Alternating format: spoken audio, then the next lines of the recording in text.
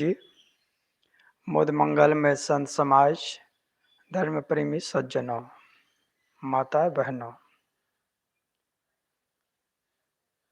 जो रोज बोलते थे यहाँ पर हमारे साहब जी, आज नहीं आ पाए कुछ कारणवश। तो मैं आप लोगों के बीच कुछ देर कुछ कहने का प्रयास करता हूँ। सत्संग ही एक ऐसी जगह है जहाँ जाके आदमी अपने आप को देख पाता है। सत्संग एक दर्पण है। जैसे दर्पण के सामने जाकर आदमी अपना चेहरा देखता है, कहाँ पर दाग है चेहरा में, आँख में, गाल में, माथे पर या बाल उल्टा सीधा है, तो सब किससे दिखता है? दर्पण से। ठीक इसी प्रकार सत्संग में आने से ही हमारा जो दोष है वो दिखाई देता है। ऐसे तो सभी लोग कहते हैं कि मैं अच्छा चल रहा हूँ, मैं अच्छा चल रहा हूँ, मैं जो कर रहा हूँ वही अच्छा है। सब लोग सोचते हैं मैं कर रहा हूँ वही सही है। इसलिए कबीर साहब कहते हैं परखत खरी पर खावत खोटी। परखने में तो खरी लगती बातें हैं, लेकिन हम विवेकी साधु संत गुरुजनों के पास या सज्जनों के पास जाते हैं और वहां पर परखाते हैं कि जो मेरी मान्यता है यही सही है। तब वहां पर जैसे एक उदाहरण है, गुरुदेव जी अपने सदगुरु अभिलाष साहब जी पहले खूब शिव की पूजा, दुर्गा की पूजा और जितने देवी देवता है सनातन धर्म में, सबको पूरा तन मन धन से मानते थे। उसके दर्शन के लिए कई बार आंसू बहाते थे कि कब दर्शन देंगे, कब दर्शन देंगे। और खूब पूजा पाठ, बहुत एक हाथ की लंबी चोटी रखते थे, ब्राह्मण जाति में आते ही थे और खूब उसमें डूबे होते थे और उसको सत्य मान बैठे थे कि ये सत्य है। क्योंकि पुराणों में, शास्त्रों में बात लिखी हुई है कि भगवान ध्रुव को दर्शन दिए, अमुक को दर्शन दिए, अजामिन को तार दिए, बहुत सारी बातें हैं। तो ये सब बातें सुन सुन करके आदमी सत्य मान लेते हैं। हम जिसको बड़े मानते हैं वही जब ये सब कहने लग जाते हैं, जैसे दादा दादी, माता पिता, तो हम सोचते हैं उसके सामने हमारी क्या बुद्धि है, हम उससे ज्यादा थोड़े जानेंगे।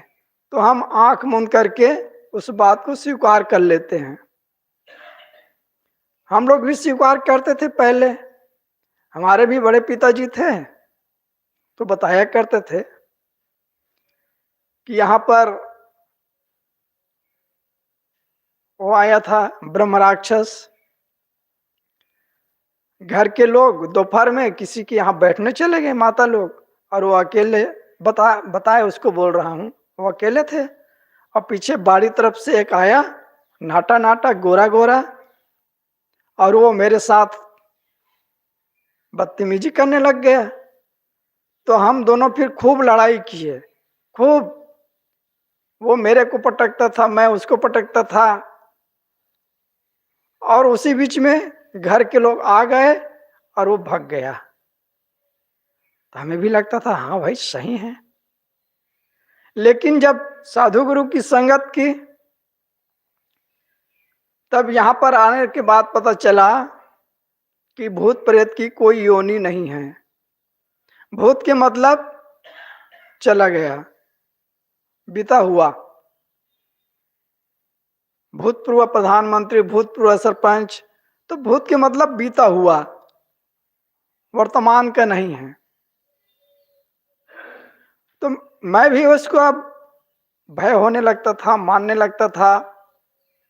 तो रात में, पहले समय में गांव में शौचालय की व्यवस्था तो नहीं होती थी, तो रात के समय शौच मैदान जाना होता था तो बहुत डरता था मैं। छोटी छोटी झाड़ी, गांव का था मैं, तो बाहर ही जाना पड़ता था, खेत में, मैदान में। तो वहां झाड़ी हुआ करती थी, तो ऐसे प्रतीत होता था कि वहां पर बहुत बड़ा कोई राक्षस बैठा है। बिल्कुल उसका चेहरा, आंख, बाल ऐसे नजर आने लगता था, और मैं बहुत डरता था, कांप जाता था, फिर जाता नहीं था दूर, जैसे तैसे निपट करके जल्दी भाग के आ जाता था। लेकिन वहीं ऐसे पारखी भक्त थे, उन लोगों की धीरे धीरे संगति हुई, और उन लोगों ने बताया कि ये भूत प्रेत की योनि नहीं होती है, ये कल्पना है, भ्रम है। और इसी बीच में मैं भजनावली सदगुरु अभिलाष साहब जी की भजन है, उसमें एक भजन देख लिया, सुन नामुत भैया भूत कहाँ से निर्मैया, चार खानी 84 जीवन निज निज कर्म भोगैया, भूत योनि कहूँ दिखत नहीं, भूत को कौन बतैया। ऐसे ढंग से पद सुना कि जब जीव इस शरीर से निकल जाता है, आदमी मर जाता है, तब देह छोड़ के देह धरैया। जैसे जीव इस देह से निकलता है और अपनी वासना के सूक्ष्म शरीर के द्वारा दूसरा शरीर धारण कर लेता है, तो फिर बचा क्या? जो शरीर है, भौतिक शरीर है 5 तत्व का, ये 5 तत्व में मिल जाता है। अग्नि है तो अग्नि में मिल गया, पानी पानी में मिल गया और पवन पवन में मिल गया, और ये मिट्टी है वो मिट्टी में मिल जाता है, सड़ गल जाता है सबका शरीर, चाहे जलाए, चाहे गाड़े, चाहे पानी में, जल में प्रवाहित कर दे। जल में प्रवाहित कर दिए तो कीड़े मकोड़े, कछुए, मछली सब खा जाते हैं।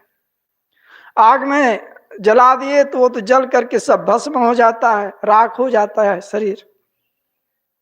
और मिट्टी में गाड़ दिए तो उसको भी कीड़े मकोड़े खा जाता है, और अंत में ये शरीर मिट्टी में मिल जाता है। तो फिर भाई वो भूत बना क्या? भूत की जब योनि मानते हैं तो भूत कहाँ से आया? ये जीव है, अपने संस्कार अनुसार दूसरे शरीर धारण कर लिया, और ये जो शरीर है ये तो नष्ट हो गया, तो फिर भूत बना कहाँ से? पहले मैं सत्य मानता था, तो इसलिए सदगुरु कबीर साहब कहते हैं, परखत खरी पर खावत खोटी। मैं उसको पहले सत्य मानता था, और जब परखाया, जब संतों की संगत की, तो वो बात झूठी निकल गई। फिर मैं, एक आदमी बबूल के पेड़ पर फांसी होकर के मर गया था, वो दूसरे गांव का था, पेड़ रास्ता में था, और कुछ कष्ट रहा होगा, चाहे शारीरिक कष्ट हो, चाहे घर परिवार संबंधी कुछ समस्या हो, जैसे रहा होगा। अब इसके बारे में तो मैं ज्यादा उसको नहीं जान पाया। और वहीं पर एक पुलिया, नहर जो होता है, तो नहर क्रॉस करने के लिए उसमें पुल बना दिया जाता है, बस वहीं बैठा रहा होगा, और मन लगा, उचाट हुआ, पेड़ भी पास में था, उसी में अपने जो लुंगी होता है पहनने वाला, लुंगी पहनते थे पहले, आजकल तो वो गायब है, सब पैंट ही पहनते, चाहे जितना वृद्ध हो जाए, तो भी आजकल तो सब फुल पैंट पहनते हैं, पैजामा पहनते हैं, लुंगी जमाना खत्म हो गया लगभग। तो लुंगी से ही अपना गला बांध लिया और पैर में झूल गया। गांव वाले बहुत से देखने गया, मैं भी देखने गया। तो अद्धर था, तो हवा जैसे चलती थी तो वो वैसे झूला झूला गोल घुमा करता था। लटका है लेकिन वो घूमता था ऐसे कुछ दूर, फिर ऐसे घूमता था, फिर ऐसे घूमता था। तो वहां तो मरने वाला मर गया, लेकिन जितने गए थे मनचले होते ही हैं। तो वो लोग सब मजाक करने लगते हैं, अरे वो सबको देख रहे हैं घूम घूम करके कि कितने लोग मेरे को देखने आए हैं। तो वहां पर हंसी मजाक शुरू हो जाती थी। और फिर कुछ दिन के बाद वहां पर यह भ्रम हो गया कि वो भूत बन गया है, और उस रास्ते से कोई भी जाता है शाम होने के बाद में उसको वो सताता है, दौड़ाता है। वहां बैठा था, वहां और कुछ कर रहा था। ये भ्रम हो गया। तो मैं एक बार उस भ्रम को तोड़ने के लिए उस पुल में पूरी रात रुका, क्योंकि मेरे को एक ज्ञान हो गया था साधु गुरु के द्वारा, पारखी भगत और संतों के द्वारा कि भूत होता ही नहीं। तो मेरे को अच्छा मौका मिला परीक्षा अपने आप को लेने के लिए। तो मैं उस पुल में पूरी रात रुका। तब फिर गांव में चर्चा होने लगी, अरे अमुक वहां रुके थे, ऐसे हुआ था, वो हुआ था। तो मैं, और जो पान ठेला में दुकानों में कभी संजोग पड़ता था, जाता था तो चर्चा होती थी। मैं कहता था भाई ये सब नहीं होता है, ये सब झूठी बात है। तो कहें होता है, आप मानिए मत मानिए, तो मेरे को तो नहीं मिला, मैं तो वहां रुका था। तब वो लोग क्या तर्क देते थे, जो अविवाहित है, जो ब्रह्मचारी है, उसके पास भूत नहीं आता है, उसको नहीं सताता है, इस प्रकार से। लेकिन अपनी मान्यता छोड़ने को तैयार नहीं होते थे। लेकिन कुछ लोग हैं देखा देखी प्रयास भी करते हैं। जैसे कि हमें बोध हुआ, देखा देखी ही तो समझना चाहिए कि हम अमुक नहीं मानते हैं, उसको कुछ नहीं हुआ तो हमें भी कुछ नहीं होगा, हम भी देखते हैं, तो बोध हो जाता है। तो हमारा जीवन बहुत मूल्यवान जीवन है, इसको भ्रम में, अंधविश्वास में, चमत्कार में नष्ट नहीं करना चाहिए, नहीं बिताना चाहिए। तो इसके लिए सदगुरु कबीर अभिलाष साहिब जी का भी भजनावली पर हमारे गुरु भाई लोग बोल रहे थे। तो आइए हम भजनावली का जो क्रम है उसको बरकरार रखने का प्रयास करते हैं। एक पद है जो भजनावली के ऊपर में ही वह पद छपा हुआ है और बहुत प्रसिद्ध पद है, बहुत सुंदर पद है। ये जिंदगी तुम्हारी 2 दिन की चांदनी है, ये जिंदगी तुम्हारी 2 दिन की चांदनी है। मत भूल ये मुसाफिर, कर ले भजन तू अपना, ये जिंदगी तुम्हारी 2 दिन की चांदनी है। ये धन कुटुंब का मेला, ये रस भरी जवानी, ये धन कुटुंब का मेला, ये रस भरी जवानी, इसमें न फूल प्यारे, ये रहन के है सपना, ये जिंदगी तुम्हारी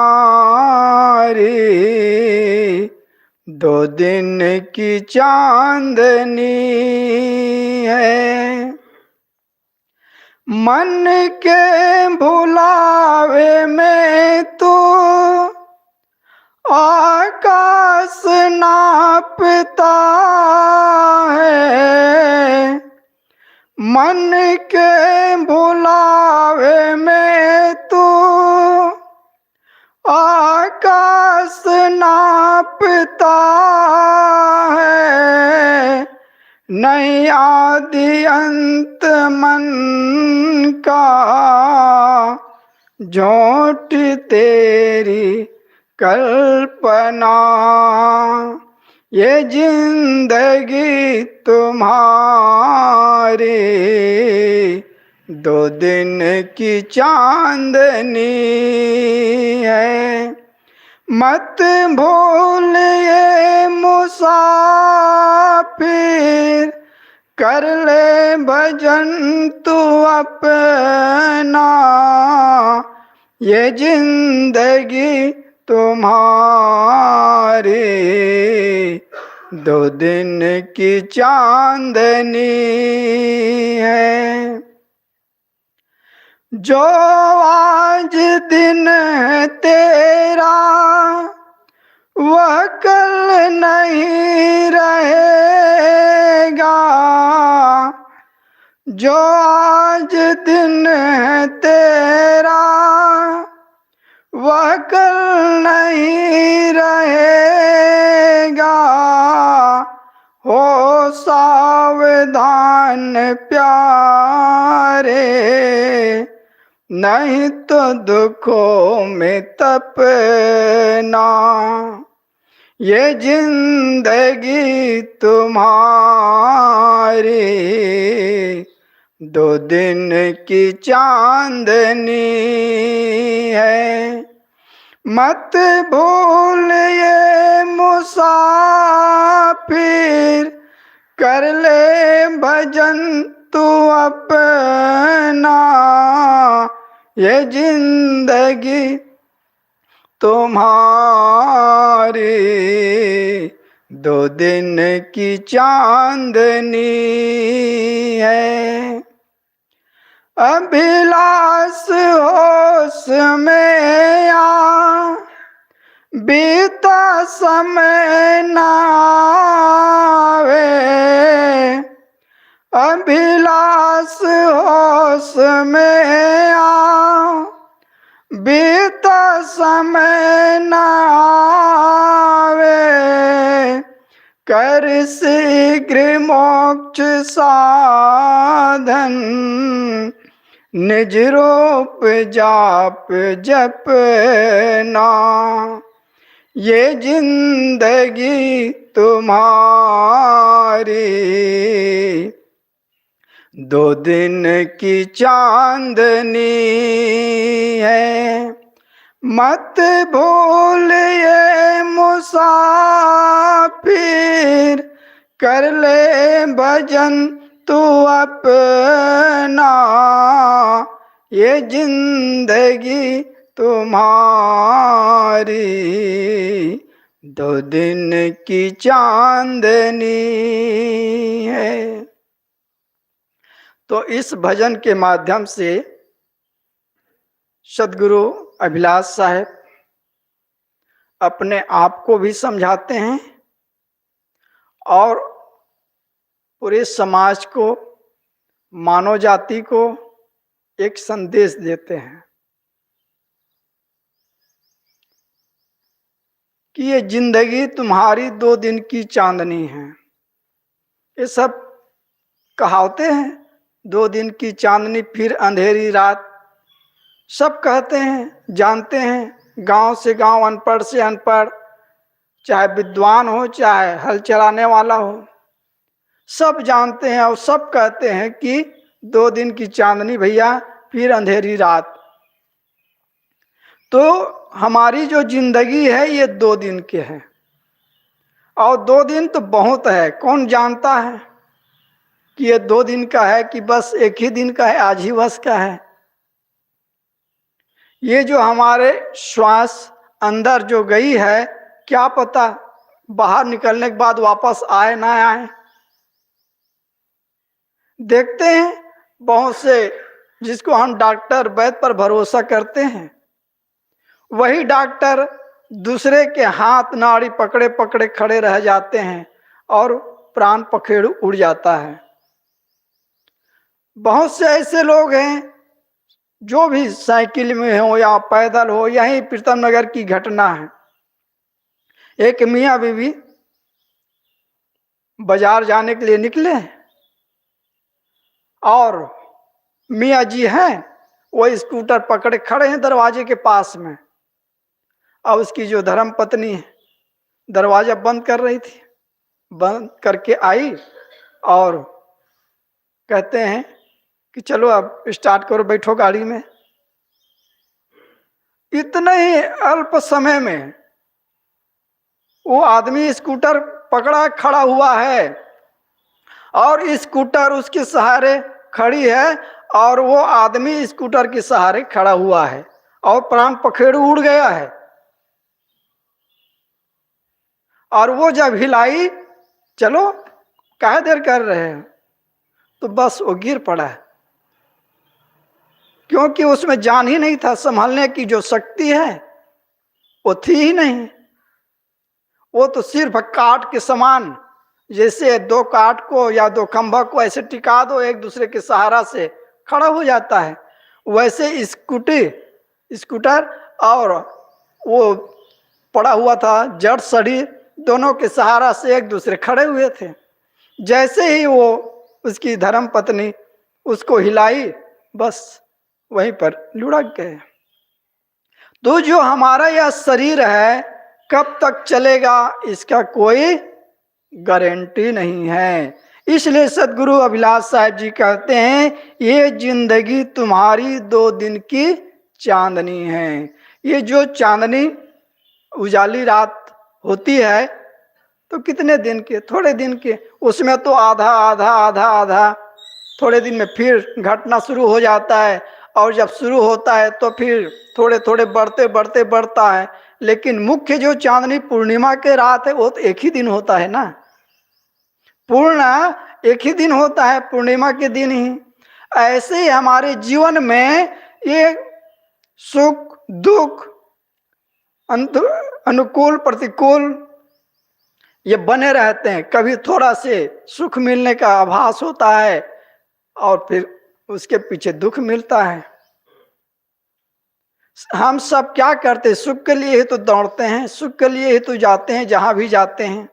यहां भी आए हैं तो सुख के लिए ही आए हैं। नाच देखने जाता है आदमी सुख के लिए, सिनेमा देखने जाता है सुख के लिए, क्रिकेट देखने जाता है सुख के लिए। जो आदमी जहां जहां भी सुख मान लेता है उसके लिए वही दुख उत्पन्न हो जाता है। अब देखिए अभी क्रिकेट का खेल हो रहा था, सब जानते, दुनिया जानती है इसको, क्यों जो क्रिकेट प्रेमी हैं, जो नहीं है वो भी जान जाते हैं। देखते नहीं है लेकिन घर के बच्चे देख रहे हैं, घर के लोग देख रहे हैं, टीवी चल रहे हैं, मोबाइल चल रहा है, तो हल्ला गुल्ला से ही जान जाता है कि क्या हो रहा है। और उसके लिए रेट कितना था, अंतिम टिकट कहते हैं 50,000 से लेकर के 1 लाख तक। अब उसके लिए कितना परिश्रम किया होगा तब लाख रुपए इकट्ठा होगा। उसके बाद में क्या उसके घर में कला नहीं हो सकती है कि 1 लाख रुपए तुम बर्बाद करके आ गए और पूरी रात देखे अब आज काम में नहीं जा रहे हैं। तो जहां सुख मान करके गए अब उसी के पीछे फिर घर में कला हो गया, दुख उत्पन्न हो जाता है। तो हम जहां भी जाते हैं दुख सुख के लिए जाते हैं लेकिन मिलता है दुख।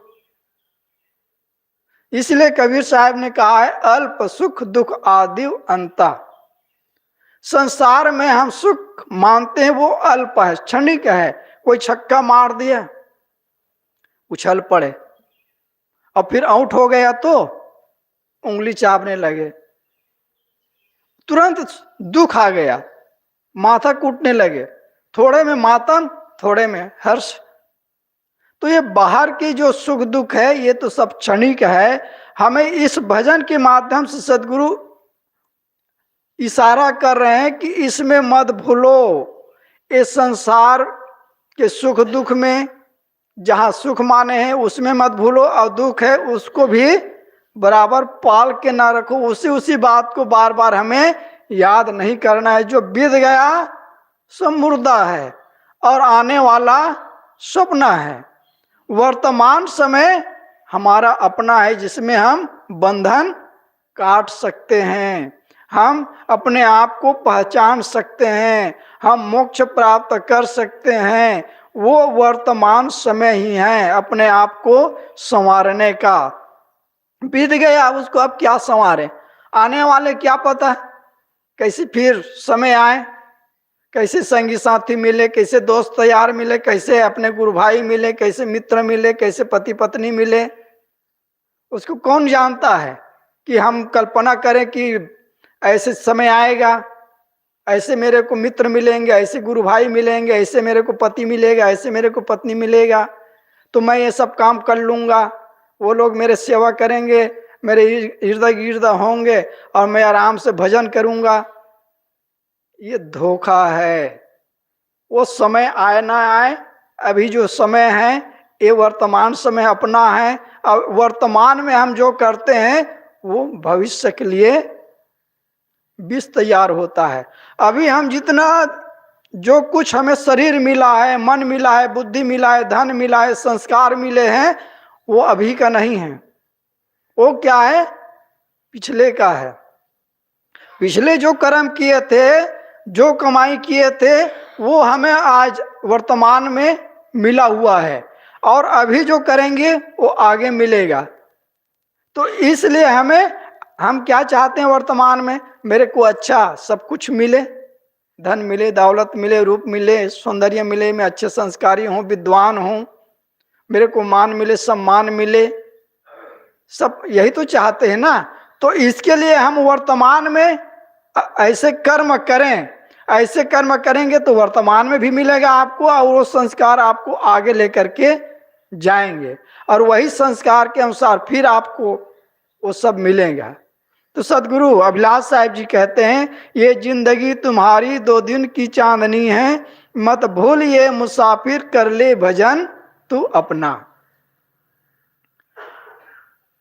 मेरा मेरा कहते कहते हमारे पूर्वज लोग चले गए।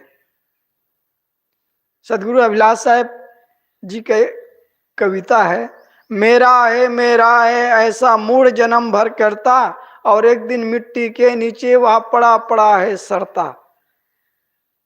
जो जन्म लेता है इस जग तीतल में, और 100 के पहले वाले तो कोई नहीं है, और 100 साल जी भी हम जाएं तो अनंत काल के समय में 100 साल होता है क्या, 1 सेकंड के समान भी नहीं होता है। जब भी आदमी मरता है तो सोचता है अरे अभी तो संसार में आया हूं, अभी तुरंत जा रहा हूं, ऐसे उसको महसूस होता है। हमें भी महसूस होता है, इतना 50 साल हो गया, अर्धशतक, लेकिन कैसे लगता है अभी मैं बच्चा हूं, अभी तो मैं जन्म लिया हूं, अभी तो बालक हूं, ऐसे महसूस होता है। जब याद करते हैं कि 50 साल हो गया, तब लगता है अरे कितने लंबा समय हो गया। और आज भी हमारा मन बालक बना है, चंचल है, संसार में ही सुख ढूंढ रहा है। सुख ढूंढ रहे तू वन में गृह गौवर के कंदर में, पर पता नहीं तू पाया वह है तेरे अंदर में। सदगुरु अभिलाष साहब जी कहते हैं, जो सुख हम बाहर ढूंढ रहे हैं, गिरह में, गुफा में, और जितने तीर्थ स्थल है वहां जहां जहां हो ढूंढते हैं, वो बाहर नहीं है। बाहर हमें सुख का भास होता है, प्रतीत होता है, लेकिन सुख हमारे अंदर, जो असली सुख है, स्थायी सुख है, वो हमारे अंदर है। वो स्थायी सुख क्या है, जब सब चंचलता को तजकर स्थिरता को पाएंगे, तब सुख का स्रोत खुलेगा जो है अनंत अपने में। सारी चंचलता को हम छोड़ देंगे, तब वो सुख है, वो अनंत है, वो हमारे अंदर है, तब हमें वो मिलेगा। और उस सुख के लिए हमें क्या करना होगा, संतों की संगत, सद्ग्रंथ अध्ययन, और अपने चंचल मन को स्थिर करना। जैसे पानी चंचल हो जाए, हिला दें तो अपना चेहरा नहीं दिखता है, उसके लिए पानी शांत होगा तब हमारा चेहरा दिखेगा। मोबाइल ही है वर्तमान में, और आप ऐसे हिलाते हिलाते फोटो खींचे तो फोटो साफ नहीं आएगा। उसके लिए बड़ा ही स्थायी शांत रखना पड़ता है। चाहे मोबाइल हिले चाहे आदमी हिले, आदमी भी हिलेगा तो भी फोटो साफ नहीं आएगा, और मोबाइल हिलेगा तो भी साफ नहीं आएगा। और साफ फोटो आने के लिए मोबाइल को भी स्थिर रखिए और आदमी भी स्थिर खड़ा हो या बैठा हो, तब साफ आएगा। ऐसे ही हमें सुख चाहिए, शांति चाहिए, तो इसके लिए हमारा मन स्थिर, तन स्थिर, हमारा मन भी स्थिर हो और तन भी स्थिर हो। और ये करने की युक्ति कहाँ मिलती है? संतों के पास, गुरुजनों के पास। इसकी फार्मूला हमें इस ग्रंथ में मिलता है। इसलिए इस ग्रंथ का अध्ययन हर इंसान को करना चाहिए। इसी के मतलब नहीं है कोई भी मत पंथ में हो, जहाँ के भी सदग्रंथ है उसका अध्ययन करना चाहिए। मन को स्थिर करने का, मन को स्थिर करने का ये यहाँ मिलता है फार्मूला। वकील बनता है, जज बनता है तो कितना बड़े बड़े ग्रंथ को अध्ययन करते हैं।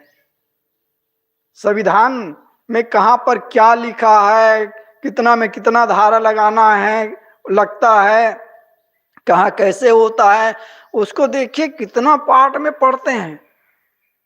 अंग्रेजी में अलग, हिंदी में अलग और किस में अलग।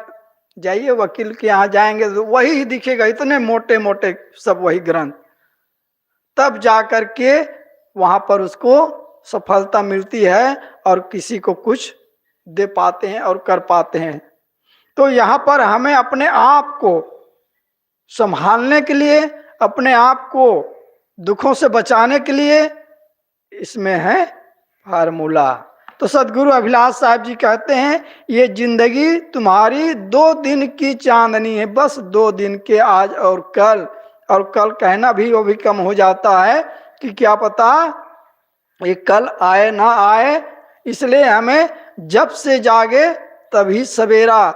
जब हमें ऐसे बोध हो जाए, ऐसी वाणी हमें सुनने को मिल जाए, तभी से जग जाना चाहिए और अपने काम में लग जाना चाहिए। मत भूलिए मुसाफिर कर ले भजन तू अपना। हम सब मुसाफिर हैं, स्थिर यहाँ अपना कुछ भी नहीं है। इसी आश्रम में कितने भक्त आते हैं, कल आए परसों आए, रोज आते हैं, बस के बस आते हैं और कोई ठहरते नहीं हैं। बस कहेंगे अरे रुक जाओ भाई, एक दिन तो रुक जाओ, कहेंगे नहीं नहीं नहीं रुकेंगे नहीं भैया, जाएंगे अभी और जाना है, दूसरी जगह जाना है या घर जाना है, रुकते नहीं हैं। वो मुसाफिर, हम सब क्या है? मुसाफिर हैं। और ये सब धर्मशाला है, ये संसार ही धर्मशाला है, ये घर अपना धर्मशाला है और ये आश्रम धर्मशाला है। बी ब्लॉक में हमारे गुरुदेव जी नाम ही रख दिए हैं धर्मशाला, कि भाई यहाँ कोई रुकने वाला नहीं, ये धर्मशाला है। बस आज आए हैं कल चले जाओ, ये धर्मशाला है। मतलब है कि हम आज इस संसार में आते हैं, कल चले जाते हैं, तो ये संसार भी तो धर्मशाला है। हमारे दादे बाबे परपाजे सब चले गए, कहाँ रुके? कोई रुके? कोई नहीं रुके। तो हम क्या रुकेंगे? हम भी रुकने वाले नहीं हैं। तो सदगुरु अभिलाष साहब जी कहते हैं मत भूलिए मुसाफिर कर ले भजन तू अपना। अपना भजन कर, दुनिया को सुधारने, दूसरे को संवारने, दूसरे को दोष बुराई देखने, दूसरे को बिगाड़ने में अपना समय बर्बाद न करें। अपने को संवारने में, अपने को बनाने में, अपने आत्मा का कल्याण करने में समय लगाना चाहिए। आगे साहब कहते हैं ये धन कुटुंब का मेला, ये रस भरी जवानी, इसमें न भूल प्यारे ये रैन के है सपना। ये धन कुटुंब का मेला, जितना हमें धन मिला है, बहुत लंबा लंबा कुटुंब मिला है, परिवार मिला है, ये सब कैसे हैं? रैन के सपना की समान। हम सपना देखते हैं, कभी राजा बन जाते हैं। लोग सपना देखते हैं, कभी सोचते हैं कि मैं राजा बन गया हूं। आजकल लोग सपने में विधायक बन जाते हैं, सांसद बन जाते हैं, और जब चुनाव का समय आता होगा तब तो जो खड़े होते हैं वो तो कई बार सपना देखते होंगे कि आज मैं जीत गया और रैली निकली है और लोग मेरे को इतना सम्मान दे रहे हैं, माला और गुलाल लगा रहे हैं, माला पहना रहे हैं, अमुक अमुक आए हैं। बहुत सपना देखते होंगे जब चुनाव का समय आता है और जो कैंडिडेट खड़ा होते हैं वो। तो यहाँ पर ये धन कुटुंब का मेला, ये रस भरी जवानी, इसमें मत भूल प्यारे, ये रैन के है सपना। रात में सपना देखते हैं और सुबह देखते हैं तो कुछ नहीं। हम लोग भी देखते हैं, मैं भी देखा हूँ, कई बार सपना देखता हूँ। कभी कहीं गए हैं और उठ के देखता है तो अरे बिस्तर में है, क्योंकि अध्यास लग जाता है, संस्कार लग जाता है। जो हम देखते हैं, सुनते हैं और भोगते हैं, इसी के संस्कार स्वप्न रूप में आते हैं। लोग कहते हैं मैं तो कभी देखा ही नहीं हूं, मैं तो कभी इसको चखा ही नहीं हूं, तो मेरे को ये सपना आया तो आया कैसे? ठीक है, नहीं देखे हैं, लेकिन कहीं सुने तो है ना। अमेरिका आप नहीं गए, नहीं देखे हैं, लेकिन सुने तो है ना। तो हम भी कभी वहां चले जाते हैं, देखते हैं स्वप्न में कि अरे यहाँ तो इतनी बड़ी बड़ी जगह है, यहाँ तो रोड बहुत चौड़ी चौड़ी है और मकान बहुत बड़ा बड़ा है और यहाँ तो कोई गंदगी नहीं है। वास्तव में सुना था यहाँ तो स्वर्ग है, यहाँ ऐसे ऐसी जगह है जहाँ पर आदमी आता है तो मुग्ध हो जाता है। तो हम सुने हैं, तो हमारे भी वो कभी ना कभी सूक्ष्म रूप से यहाँ अंकित हो जाता है और वो संस्कार हमारे अंदर दबे होते हैं और स्वप्न रूप में कभी आ जाता है। और नहीं समझने पर आदमी भूल जाता है, कहते मैं तो देखा नहीं था, सुना नहीं था, कैसे ये स्वप्न आ गया। नहीं, ऐसे नहीं होता है। जो हम देखे होते हैं, सुने होते हैं, भोगे होते हैं, उसी के ही स्वप्न आते हैं, उससे सूक्ष्म रूप से हमारे अंदर संस्कार बन जाते हैं। तो सदगुरु अभिलाष साहब जी कहते हैं इसमें जो लंबा लंबा परिवार है और धन कुटुंब है, इसमें मत भूले, राजे महाराजे सब उसी में भूले। कितने कितने पत्नियां रखते थे, कितने लंबे लंबे परिवार, कितने बच्चे। आज भी देखिए कई ऐसे मुसलमान बहादुर हैं जिसके 14-14 बच्चे पैदा करते हैं बच्चे। तो लंबा परिवार होने से उसको सुख मिल जाएगा। जितना लंबा परिवार उतना बड़ा दुख। देखिए रोज कचहरी भैया, आपस के टकरार में, आपस के जो टकरार हो जाता है, फिर इसको निपटाने, उसको निपटाने, इसको सुलझाने, इसको समझाने, फिर आदमी का उसी में जीवन निकल जाता है। तो इसमें मत भूलिए रैन के सपना है। किसी को अहंकार नहीं करना चाहिए कि मेरा लंबा परिवार है, मेरा बहुत बड़ा धन है, वैभव है, फैक्ट्री है, और एक नहीं कई कई फैक्ट्री है, और भारत में नहीं विदेश में भी है। तो आदमी इसमें अहंकार करके भूले ना। मरेंगे तो एक ही कमरा में या हॉस्पिटल में, और जाएगा तो कुछ नहीं, जाएंगे तो खाली हाथ ही। इकट्ठे कर जहाँ के जब सभी मुल्कों के मालिक थे, और सिकंदर जब गया तो दोनों हाथ खाली थे। तो सिकंदर ही दोनों हाथ खाली करके नहीं गए, हम लोग भी दोनों हाथ पसार करके ऐसे ही जाएंगे, मुट्ठी बांध के नहीं जाएंगे।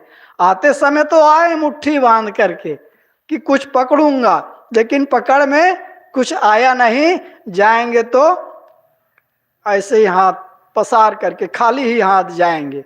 तो इसलिए हमें अपने जीवन को बर्बाद नहीं करना चाहिए। लड़ाई में, झगड़ा में, राग में, द्वेष में, पक्षपात में, और अनाप शनाप खाने में, पीने में, घूमने में, फिरने में अपना जो समय, मूल्यवान समय मिला हुआ है, इसको नहीं गंवाना चाहिए।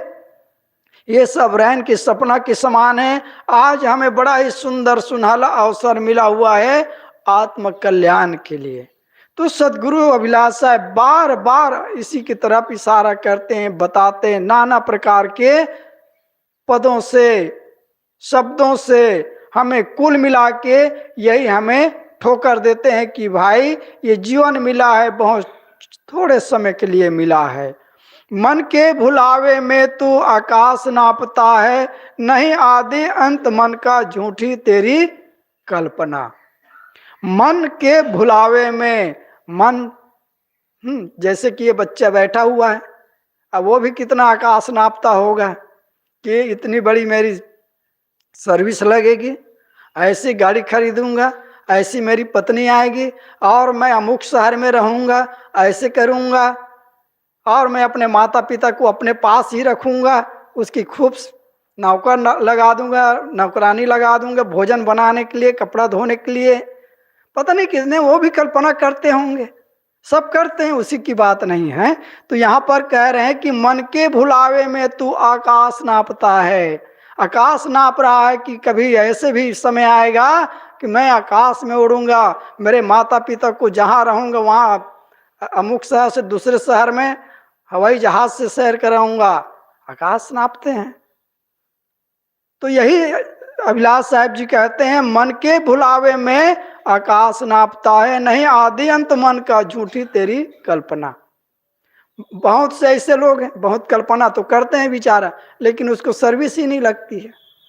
क्या करे, बहुत पढ़े लिखे लोग हैं, साधारण काम करते हैं, किसी के दुकान में कपड़ा बेच रहा है, कोई मेडिकल में या पेट्रोल टंकी में कुछ कर रहा है। अब खर्चा तो चलाना है भाई, परिवार चलाना है, पढ़े लिखे तो बहुत है। बहुत से ऐसे ऐसे मैं देखा हूं कि लेबर के भी काम करता है, ईंटा गारा ढो रहा है, और साधारण पढ़ा लिखा आदमी भी किसी के जरिए से उसको भी कहीं सर्विस लग जाती है, बड़ा नहीं तो छोटे में ही लग जाए, लेकिन उसके लिए स्थायी छाया और सरकारी नौकरी तो अलग ही होती है ना भाई। दूसरे ऐसे जो हैं गारा गिट्टी धोने वाले, उससे तो लाख गुना अच्छा है। तो आदमी नाना प्रकार की कल्पना करते रह जाता है कि ऐसे बनूंगा, वैसे करूंगा, लेकिन वो सब धरा के धरा रह जाता है। पत्नी मिली, वो भी लड़ाकी मिल गई, और जो मैं सोचा था सर्विस लगेगी वो भी नहीं लगा। अब वो भी, अब क्या करें, कोई पेट्रोल टंकी में पेट्रोल डाल रहा है, या कोई मेडिकल में दवाई बेच रहा है, या कोई और कंपनी में और कुछ कर रहा है, या नहीं फिर ये जो आजकल बच्चे हैं जो मंगाते हैं जो सामान, उसको क्या कहते हैं, अमेज़न क्या कहते हैं, उसी में कोई लगा है तो वो गांव गांव गांव गांव पीठ में बंडल लादे दौड़ रहा है। तो सब कल्पना रह जाता है कि ये बनूंगा वो बनूंगा, झूठी तेरी कल्पना। तो इसलिए कल्पना में हवाई ना उड़े, अपने जहाँ पर हैं जैसे हैं, मुख्य ध्यान ये रखना चाहिए कि इस जीवन में मेरे को आत्म उद्धार के काम कर लेना चाहिए, संतों की संगत में लग करके। जो आज दिन है तेरा वह कल नहीं रहेगा, हो सावधान प्यारे नहीं तो दुखों में तपना। जो हमारा दिन आज है कल रहेगा, रहने वाला नहीं है। आज जो माहौल है, आज जो जो आए हैं सत्संग में, मैं निश्चित कह रहा हूं कि कल नहीं आएंगे। सही बात है ना। जो आज आए हैं जितने लोग, वो आज नहीं, आज जो दिन है आज उससे प्रेम से बात कर लें, कुछ लेना देना है तो ले दे लें, अच्छा से व्यवहार बना लें। और मैं सोचूं कल आएंगे तो कर लूंगा, तो कल तो वो आएंगे ही नहीं सत्संग में, हम फिर चूक जाएंगे।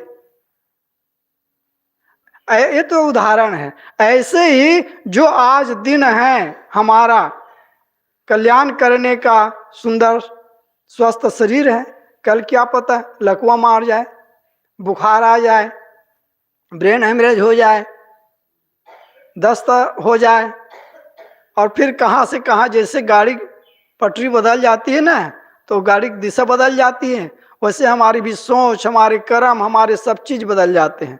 एक झटका में सब कुछ बदल जाता है। तो जो आज जो समय है वो फिर कल आने वाला नहीं है।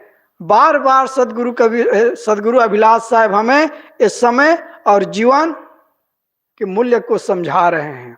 जो आज दिन है तेरा वह कल नहीं रहेगा, हो सावधान प्यारे नहीं तो दुखों में तपना। आज सावधान हो जाए, नहीं तो फिर दुखों में जाना होगा, त्रैताप में जलना होगा। मानवता प्राणी में जा करके क्या है, घर घर जैसे कुत्ता होता है, क्या करता है बेचारा, पूरे दिन धूल में रोड में पड़े रहता है, भूख लगती है तो उस दरवाजे घूमता है। इसलिए कबीर साहब ने भी कहा है कि ये कुतिया एक साखी है जो है माताओं पर है। जो माताएं पहले बहुत पर्दा पर रहा करती थी महिलाएं, और साधु संतों के पास भी नहीं जाया करती थी, और बहुत ही घूंघट काट करके रहती थी। तो उसके लिए कबीर साहब की एक साखी, और साखी इस समय उठ नहीं रही है। भाव ये है कि जो पदुमनी पर्दा के आड़ रहती है और भजन भक्ति तो किए नहीं, तो एक दिन शमशान में सबके सामने पड़े रह जाती है।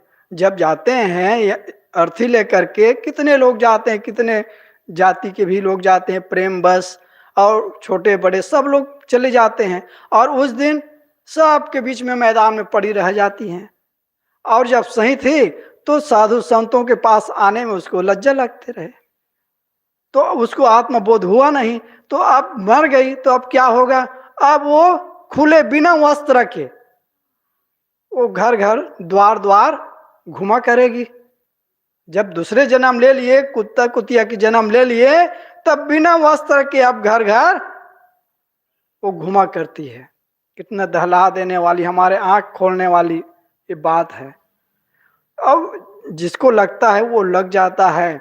मीराबाई को बात लग गई, देखिए अपने राजघराने को त्याग करके फकीर बन गई और अपने काम कर गई, वो मोक्ष के काम, कल्याण के काम, और लाखों लाखों नहीं करोड़ों करोड़ों के लिए वो प्रेरणा स्रोत बन गई। आज उसके गुण गाते हैं, उसके राह पर लोग चलते हैं। तो सदगुरु अभिलाष साहब जी कहते हैं, जो आज दिन है तेरा वह कल नहीं रहेगा, हो सावधान प्यारे नहीं तो दुखों में तपना। हम आज सावधान नहीं हुए तो दुख में, त्रेताप में और अन्य प्राणियों योनियों में जा करके दुख तो सहना पड़ेगा। घाव हो गया, किसी का पैर टूट गया, भूखा प्यासा, गर्मी ठंडी, सबका दुख तो सहना ही पड़ता है। जंगली जानवर है, एक दूसरे को पकड़ के जिंदा ही नोच नोच करके खाते रहता है। देखिए कभी मोबाइल में बाहर तो नहीं देख सकते हैं, क्योंकि वैसे अवसर ही नहीं है देखने का, जाने का जंगल में। तो आजकल तो मोबाइल एक माध्यम है। देखते हैं कि एक दूसरे को, जैसे कि वो जंगली कुत्ता है, झुंड के झुंड, और कोई जानवर पर हमला कर जाता है, और पूरा उधर जी रहा है हिरन, तड़फड़ा रहा है, और इधर पीछे तरफ नोच नोच करके खा रहा है। तो आज हम अपना काम नहीं करेंगे तो उस योनियों में जाएंगे तो दुख तो नहीं सहना पड़ेगा। इसलिए सावधान हो आज, नहीं तो दुखों में तपना। अभिलाष होश में आ बीता समय ना आवे। साहिब जी कहते हैं, अपने को संबोधित करके हम सबको कह रहे हैं। वो तो सावधान ही थे पुरुष, महान पुरुष थे, सावधान थे, लेकिन अपने नाम लेकर के हम लोगों को याद दिला रहे हैं, हम लोगों को समझा रहे हैं कि अभिलाष होश में आ बीता समय ना आवे, कर शीघ्र मोक्ष साधन निज रूप जाप जपना। शीघ्र, अति शीघ्र, हम आज कल करेंगे, कल करेंगे। लोग यही सब पाठ पढ़ाते हैं, अरे अभी भजन भाव के भजन करने का समय नहीं है, जब वृद्ध अवस्था आएगी तब भजन कर लेना। जब नए नए बच्चे कोई भक्ति भाव में लगते हैं, साधु संतों की संगत करते हैं, तो उसको हजारों लोग समझाना शुरू कर देते हैं, तुम क्या कर रहे हो, ये अभी भजन भक्ति करने का समय है। अरे अभी तो संसार के सुख भोगो, जब बुढ़ापा आएगा तब भजन भक्ति कर लेना। और उसके बहकाए में बहुत से बच्चे आ जाते हैं और संसार के सुख भोगने में लग जाता है और बीच में मर जाता है, उसका बुढ़ापा आता ही नहीं है। और जो निश्चय होता है, जैसे कि हमारे गुरुदेव जी के गुरुदेव जी थे, 12-13 साल में ही निकल पड़े अयोध्या, अनजान जगह में, बढ़हरा तरफ, उधर कहाँ गांव थे, उसको गांव की याद नहीं मेरे। तो बहुत से ऐसे बच्चे हैं निकल पड़ते हैं अनजान जगह में, और उसको भी घेर करके, पकड़ करके, खोज करके ले जाते हैं और उसको भी समझाते हैं, लेकिन जिसका निश्चय है वो फिर भाग आते हैं। हमारे बीच बैठे हैं हुए हैं हमारे गुरु भाई श्री धनेन्द्र साहब, वो तो पानी टंकी में जाकर छुप गए। पूरा आश्रम में, पूरे आश्रम के साधु उसके जो ले जाने आए थे खोजते रह गए, मिले ही नहीं। अभी इतना होशियार निकले कि पानी टंकी में जाके घुस गए, बचा लिए अपने आप को। तो जिसके निश्चय हो जाता है वो अपने काम कर जाते हैं, और जो उथले होते हैं, कमजोर होते हैं, तो वो वापस चले जाते हैं। तो अभिलाष साहब जी कहते हैं, कर शीघ्र मोक्ष साधन, निज रूप जाप जपना। बाहर कोई पेड़ के भंवर नहीं घूमना है, इस गंगा में स्नान नहीं करना है। क्या करना है? अपने निज, अपने स्वरूप को जाप जपना है, उसको समझना है, और बाहर के जितना आडंबर है उसको छोड़ देना है। अपने स्वरूप में स्थित होने के लिए हमें सदगुरु अभिलाष साहब जी बताते हैं, और वो करके दिखाए हैं, और उसी का ये छाया है। हम लोग भी चलेंगे उस पर, उस पथ पर, तो हमें भी वो रास्ता मिलेगा और हमें भी वो सुख शांति मिलेगी। तो आज इतना ही। साहेब वंदनीय गुरुदेव, वंदन है गुरुदेव। काल जाल के फंदा भारी, काल जाल के फंदा भारी, परख लखाय भेव। परख लखाय भेव तुम, वंदन है गुरुदेव, वंदन है गुरुदेव। वंदन गुरुदेव, गुरु समान और को दाता, गुरु समान और को, ताकि करिए सेवा तुम, ताकि करिए सेवा तुम। वंदन गुरुदेव, वंदन गुरुदेव तुमको, वंदनीय। साहिब कबीर अभय पद दाता, साहिब कबीर अभय पद दाता।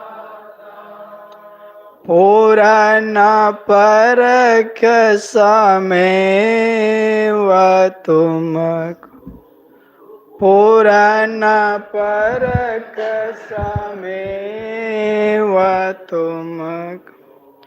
वंदन है गुरुदेव, वंदन है गुरुदेव, वंदन है गुरुदेव। साहिब बंदगी, साहिब बंदगी, साहिब। बोलिए सदगुरु कबीर साहिब की जय, सदगुरु अभिलाष साहिब की, संत समाज की जय, भक्त समाज की जय। साहिब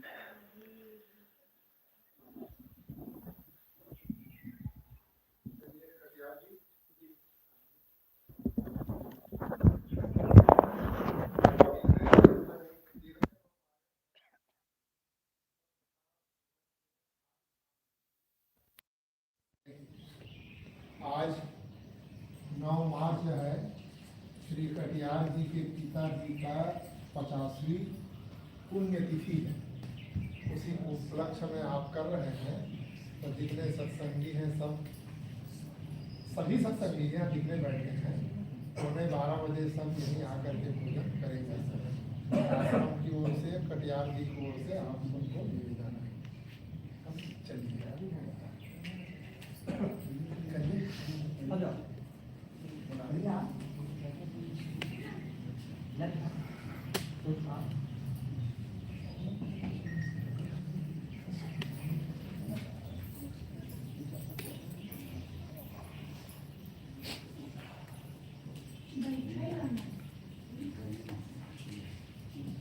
बैठिए बैठिए, प्रसाद में चल जाएंगे। प्रसाद आ रहे हैं।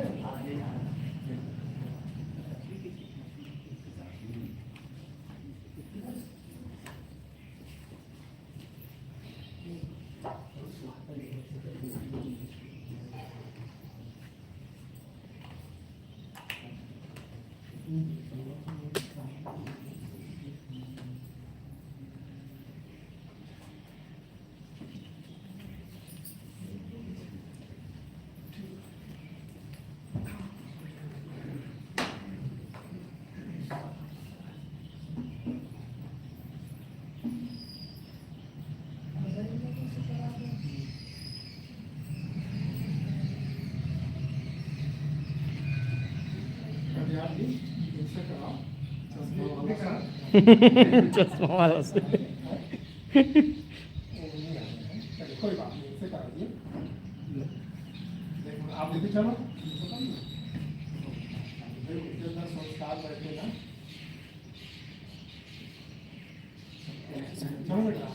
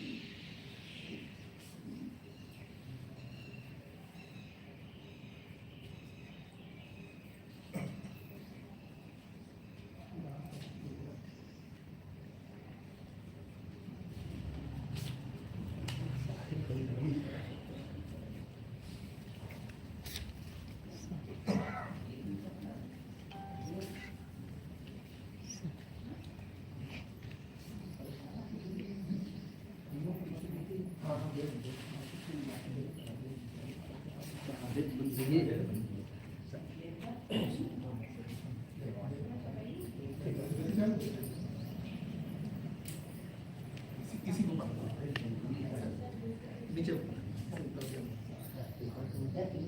नहीं नहीं, ठीक है, आप भी तो बैठी, आप पीछे चलिए, आप पीछे चले जाओ। सबको एक एक बताइए। हाँ दीजिए, दीजिए ना बेटी, पीछे दीजिए।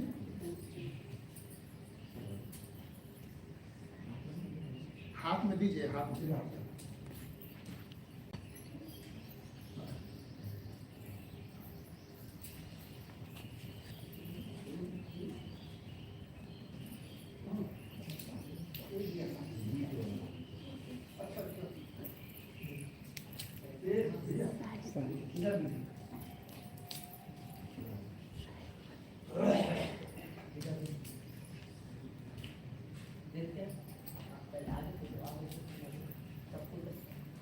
वहाँ कमलेश है, हाँ वो कम इधर नगर में चले हैं कमलेश और उनको एक भैया भंडार में भी है। ले ले ले ये है ये एक तो लिया वहाँ पे। ये आ जाएगा, दीजिए बाजार में कोई भैया एक हाँ, बाजार भी गए हैं क्या? सुभाष साहब गए हुए बोले। एक और दो यहाँ दे दें। सुभाष साहब को भी सुभाष साहब दो तौलिया वही ये दे देंगे ये। उन्हीं को दे दीजिए, वो दे देंगे। ठीक हो गया। चलिए अब ऐसा है कि आप वो जो बचा होगा बताएंगे आपको। अशोक साहब और तिवारी जी हैं, दे दीजिएगा। ये तो दो जने आ रहे हैं, वीरेंद्र आ रहे हैं दोपहर में। दे दीजिएगा उसी समय अपने हाथों दीजिएगा। हाँ, वीरेंद्र है, मुनीर है, दो जने आ रहे हैं, वो अपने हाथों दीजिएगा। चलिए वो वहाँ पर रोदनी बेटा, वहाँ एक फल दीजिए, वहाँ दो तो दीजिए बेटी, वहाँ दीजिए। हाँ कहो भगवान, अब अपने चश्मा वाला कहाँ ठीक है? देखो, आपके दादाजी हैं, अपने पिताजी की ये में कितना बढ़िया है, तो इसीलिए हमने कहा कि भाई बच्चे हैं, उनके अंदर भी तो संस्कार है।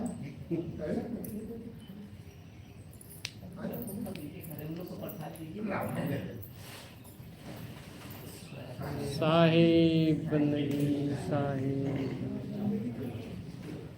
पहले बंदगी कर लो, पहले बंदगी कर लो, सबके सब बैठ के बंदगी करिए, सबके सब एक साथ बैठिए, सबके साथ। सन्मुख पार्टी शीश भेंट धरि हाथ वचन उच्चारों बंदगी सत्य प्रेम के साथ। साहिब बंदगी साहिब बंदगी साहिब।